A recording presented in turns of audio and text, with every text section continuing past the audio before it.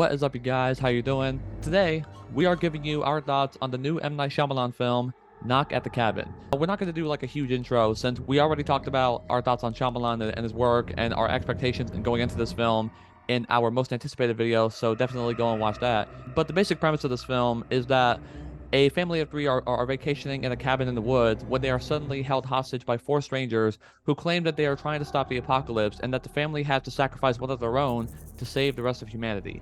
And I am very, very happy to report that this is a damn good movie and is Shyamalan back in top form. And in my opinion, this is his best film since Split. And I'm very happy that he like he's a director that I'm always looking forward to new material from, and that I'm always rooting for, and I'm very happy that he has another W on his hands. All the actors did a fantastic job. Dave Bautista once again proves just how good of an actor he is. Jonathan Groff was great, and it was nice to see him in a good movie following my disappointment with the Matrix Resurrections. Rupert Grint was fantastic, and I really wish that this movie had more of him. This is a tense, claustrophobic, and brutal thriller that kept me compelled and engaged all the way through. And in my opinion, Shyamalan is at his best when he's doing stuff like this. You know, these very like small scale, bare bones like claustrophobic thrillers like Split or The Visit. And as far as complaints go, I found the story to be pretty predictable at times, and a lot of the time, it really wasn't like too difficult to figure out what was going to happen and the truth behind certain things.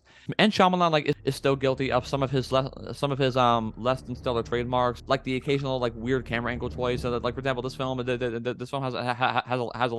lot of like close-ups and a couple like POV shots, and there are some shots where you're like, dude, it's like, okay, dude, like back up. It's like that you're getting like super close there.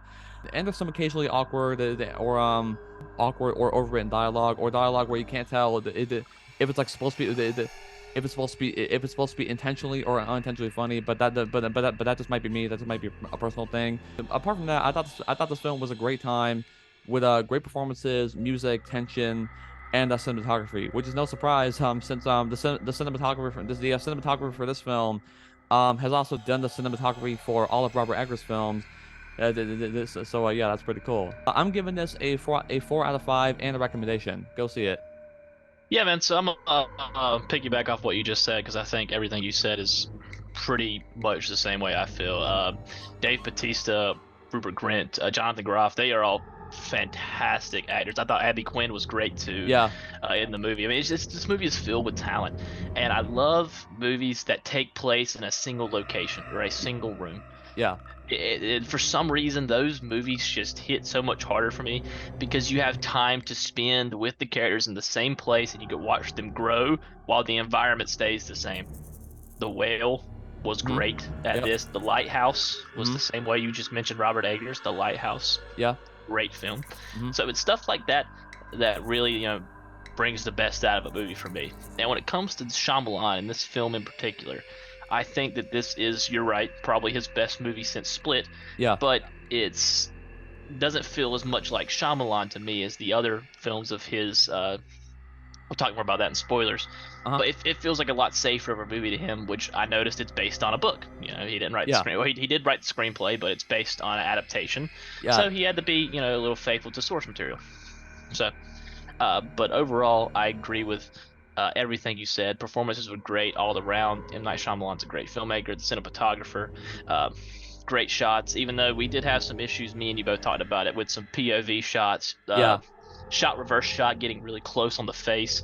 Like you're getting really close on the face, and then tilt the camera, and it's just like I was feeling a little uneasy, which is the point. But after 30 seconds, I'm like, okay, bring the camera back. Like, give me a wide shot. yeah, Let yeah. me Back let me up. breathe a bit.